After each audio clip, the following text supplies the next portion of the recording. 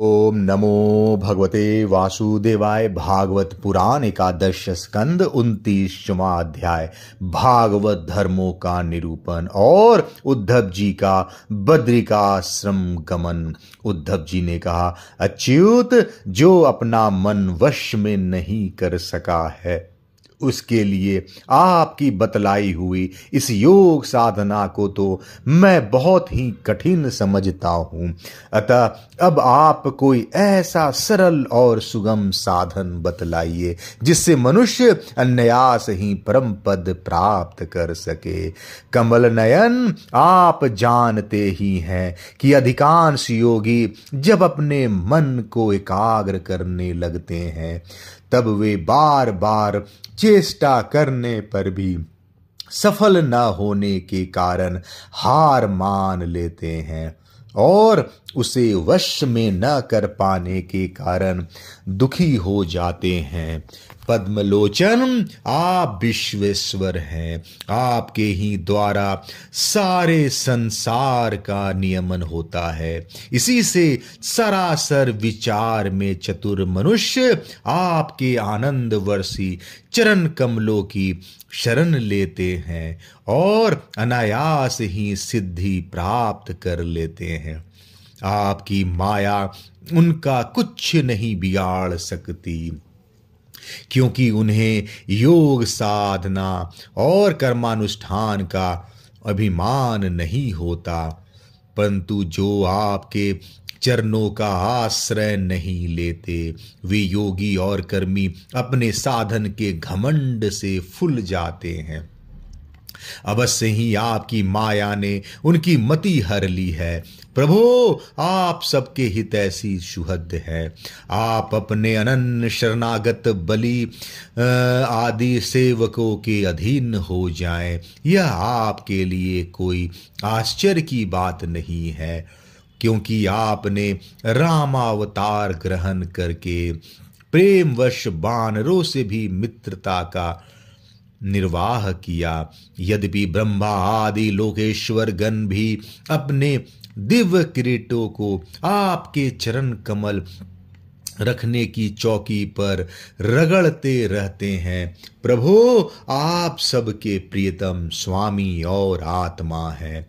आप अपने अनन्य शरणागतों को सब कुछ दे देते हैं। आपने बलि, प्रहलाद आदि अपने भक्तों को जो कुछ दिया है उसे जानकर ऐसा कौन पुरुष होगा जो आपको छोड़ देगा। यह बात किसी प्रकार बुद्धि में ही नहीं आती कि भला कोई विचारवान विस्मृति के गर्त में डालने वाले, तुच्छ विषयों में ही फंसा रखने वाले भोगों को क्यों चाहेगा। हम लोग आपके चरण कमलों की रज के उपासक हैं। हमारे लिए दुर्लभ ही क्या है।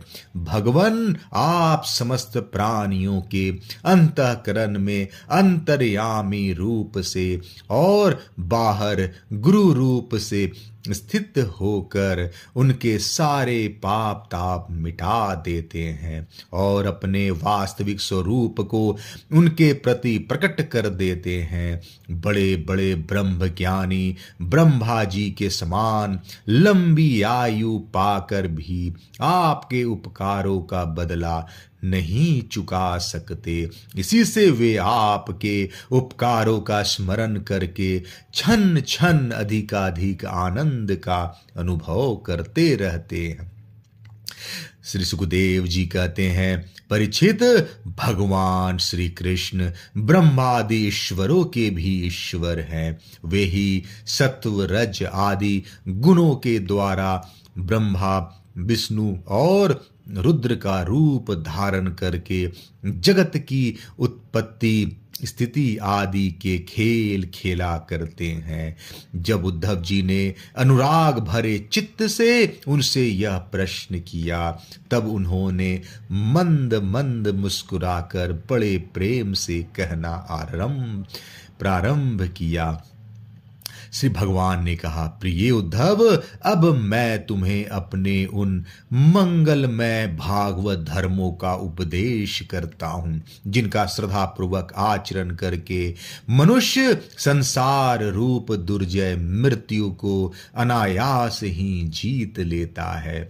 उद्धव जी, मेरे भक्त को चाहिए कि अपने सारे कर्म मेरे लिए ही करे और धीरे धीरे उनको करते समय मेरे स्मरण का अभ्यास बढ़ाए।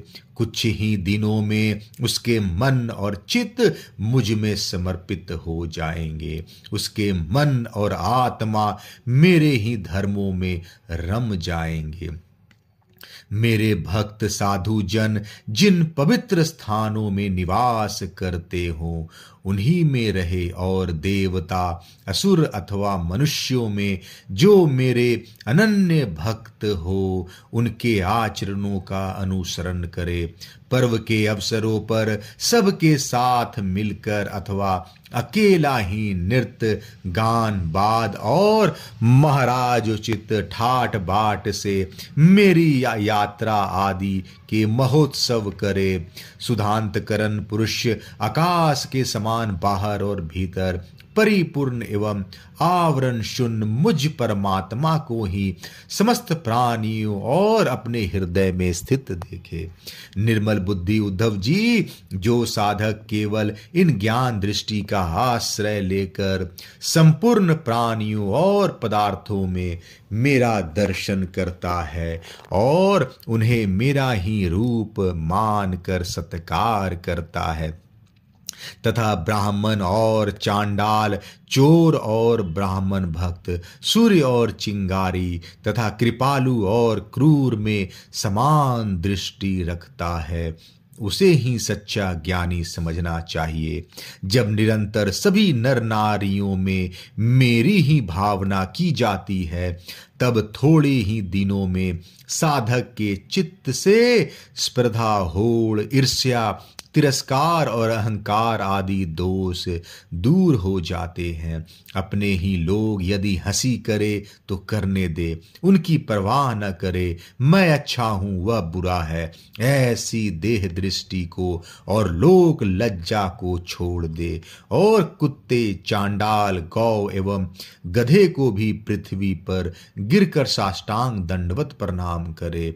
जब तक समस्त प्राणियों में मेरी भावना, भगवत भावना न होने लगे तब तक इस प्रकार से मन, वाणी और शरीर के सभी संकल्पों और कर्मों द्वारा मेरी उपासना करता रहे। उद्धव जी, जब इस प्रकार सर्वत्र आत्म बुद्धि, ब्रह्म बुद्धि का अभ्यास किया जाता है तब थोड़े ही दिनों में उसे ज्ञान होकर सब कुछ ब्रह्म स्वरूप दिखने लगता है। ऐसी दृष्टि हो जाने पर सारे संशय, संदेह अपने आप निवृत्त हो जाते हैं और वह सब कहीं मेरा साक्षात्कार करके संसार दृष्टि से उपराम हो जाता है। मेरी प्राप्ति के जितने साधन हैं उनमें मैं तो सबसे श्रेष्ठ साधन यही समझता हूँ कि समस्त प्राणियों और पदार्थों में मन, वाणी और शरीर की समस्त वृत्तियों से मेरे ही भावना की जाए। उद्धव जी, यही मेरा अपना भागवत धर्म है। इसको एक बार आरंभ कर देने के बाद फिर किसी प्रकार की विघ्न बाधा में इसमें रत्ती भर भी अंतर नहीं पड़ता, क्योंकि यह धर्म निष्काम है और स्वयं मैंने ही इसे निर्गुण होने के कारण सर्वोत्तम निश्चय किया है। भागवत धर्म में किसी प्रकार की त्रुटि पड़नी तो दूर रही, यदि इस धर्म का साधक भय, शोक आदि के अवसर पर होने वाली भावना और रोने, पीटने, भागने जैसे निरर्थक कर्म भी निष्काम भाव से मुझे समर्पित कर दे तो तो वे भी मेरी प्रसन्नता के कारण धर्म बन जाते हैं। विवेकियों के विवेक और चतुरों की चतुराई की पराकाष्ठा इसी में है कि वे इस विनाशी और असत्य शरीर के द्वारा मुझ अविनाशी एवं सत्य तत्व को प्राप्त कर ले। उद्धव जी, यह संपूर्ण ब्रह्म विद्या का रहस्य मैंने संक्षेप और विस्तार से तुम्हें सुना दिया। इस रहस्य को समझना मनुष्यों की तो कौन कहे, देवताओं के लिए भी अत्यंत कठिन है। मैंने जिस सुस्पष्ट और युक्ति युक्त ज्ञान का वर्णन बार बार किया है, उसके मर्म को जो समझ लेता है उसके हृदय की संशय ग्रंथियां छिन्न भिन्न हो जाती है और वह मुक्त हो जाता है। मैंने तुम्हारे प्रश्न का भली भांति खुलासा कर दिया। जो पुरुष हमारे प्रश्नोत्तर को विचार पूर्वक धारण करेगा वह वेदों के भी परम रहस्य सनातन पर ब्रह्म को प्राप्त कर लेगा। जो पुरुष मेरे भक्तों को इस भली भांति स्पष्ट करके समझाएगा, उस ज्ञान दाता को मैं प्रसन्न मन से अपना स्वरूप तक दे डालूंगा, उसे आत्म ज्ञान करा दूंगा। उद्धव जी, यह तुम्हारा और मेरा संवाद स्वयं तो परम पवित्र है ही, दूसरों को भी पवित्र करने वाला है। जो प्रतिदिन इसका पाठ करेगा और दूसरों को सुनाएगा, वह इस ज्ञान दीप के द्वारा दूसरों को मेरा दर्शन कराने के कारण पवित्र हो जाएगा।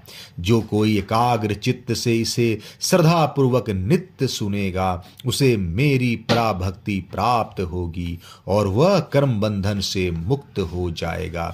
प्रिय सखे, तुमने भली भांति ब्रह्म का स्वरूप समझ लिया ना, और तुम्हारे चित्त का मोह एवं शोक तो दूर हो गया ना। तुम इसे दाम्भिक, नास्तिक, शठ, अश्रद्धालु, भक्तिहीन और उद्धत पुरुष को कभी मत देना। जो इन दोषों से रहित हो, ब्राह्मण भक्त हो, प्रेमी हो, साधु स्वभाव हो और जिसका चरित्र पवित्र हो, उसी को यह प्रसंग सुनाना चाहिए। यदि शूद्र और स्त्री भी मेरे प्रति प्रेम भक्ति रखते हो तो उन्हें भी इसका उपदेश करना चाहिए। जैसे दिव्य अमृत पान कर लेने पर कुछ भी पीना शेष नहीं रहता, वैसे ही यह जान लेने पर जिज्ञासु के लिए और कुछ भी जानना शेष नहीं रहता।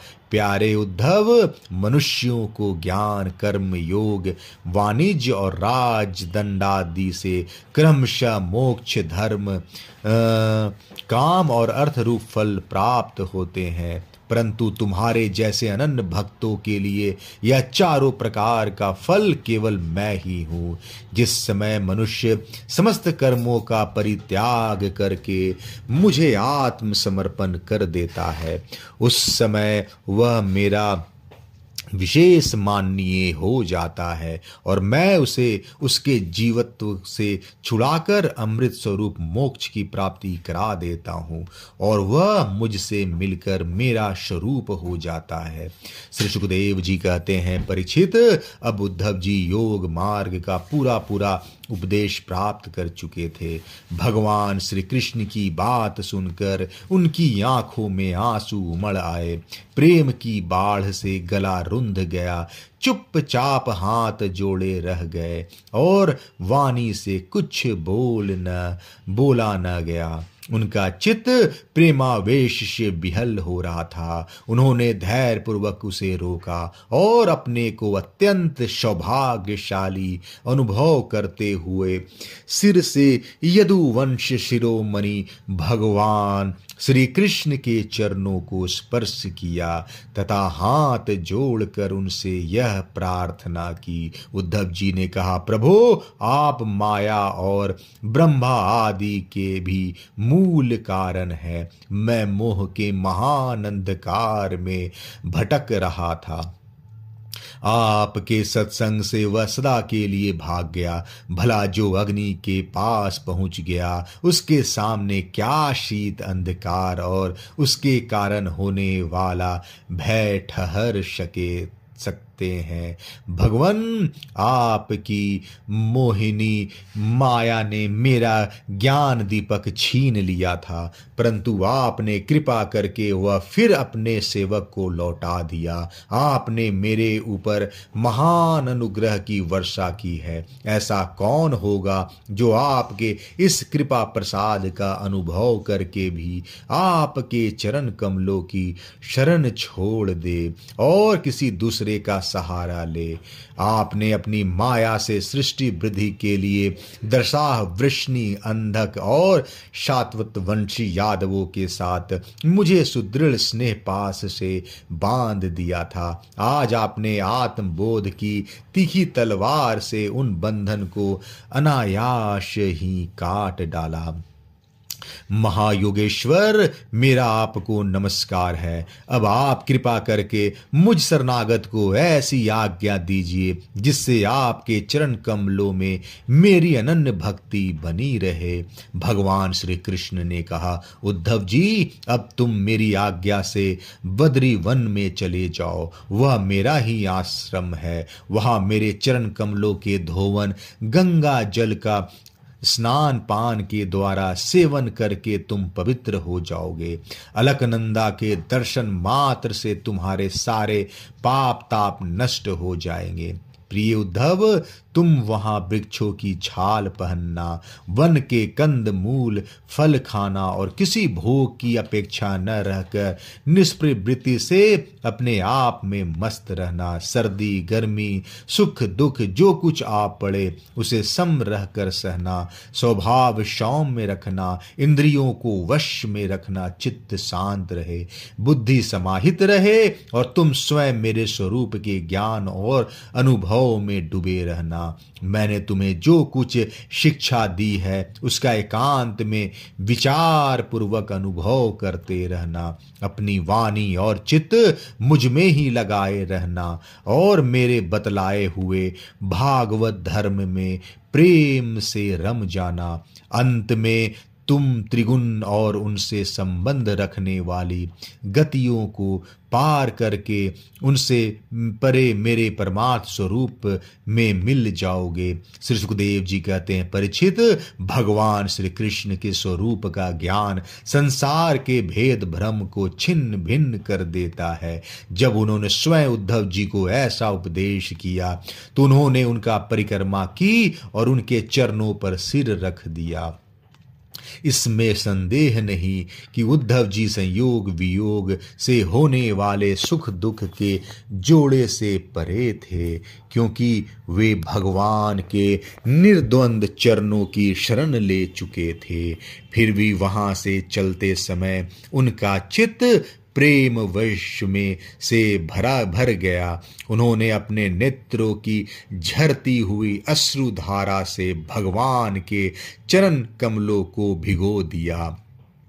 परीक्षित, भगवान के प्रति प्रेम करके उसका त्याग करना संभव नहीं है। उन्हीं के वियोग की कल्पना से उद्धव जी कातर हो गए, उनका त्याग करने में समर्थ न हुए, बार बार बिहल होकर मूर्छित होने लगे। कुछ समय के बाद उन्होंने भगवान श्री कृष्ण के चरणों की पादुकाएं अपने सिर पर रख ली और बार बार भगवान के चरणों में प्रणाम करके वहां से प्रस्थान किया। भगवान के परम प्रेमी भक्त उद्धव जी हृदय में उनकी दिव्य छवि धारण किए बद्रिकाश्रम पहुंचे और वहां उन्होंने तपोमय जीवन व्यतीत करके जगत के एकमात्र हितैषी भगवान श्री कृष्ण के उपदेशानुसार उनकी स्वरूप भूत परम गति प्राप्त की। भगवान शंकर आदि योगेश्वर भी सच्चिदानंद स्वरूप भगवान श्री कृष्ण के चरणों की सेवा किया करते हैं। उन्होंने स्वयं श्री मुख से अपने परम प्रेमी भक्त उद्धव के लिए इस ज्ञान अमृत का वितरण किया। यह ज्ञान अमृत आनंद महासागर का सार है। जो श्रद्धा के साथ इसका सेवन करता है वह तो मुक्त हो ही जाता है, उसके संग से सारा जगत मुक्त हो जाता है। परीक्षित, जैसे भौरा विभिन्न पुष्पों से उनका सार सार मधु संग्रह कर लेता है, वैसे ही स्वयं वेदों को प्रकाशित करने वाले भगवान श्री कृष्ण ने भक्तों को संसार से मुक्त करने के लिए यह ज्ञान और विज्ञान का सार निकाला है। उन्होंने जरा रोग आदि भय की निवृत्ति के लिए क्षीर समुद्र से अमृत भी निकाला था तथा इन्हें क्रमशः अपने निमित्त मार्गी और प्रवृत्त मार्गी भक्तों को पिलाया। वे ही पुरुषोत्तम भगवान श्री कृष्ण सारे जगत के मूल कारण हैं।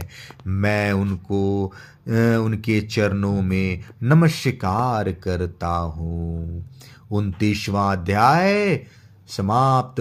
जय श्री कृष्ण।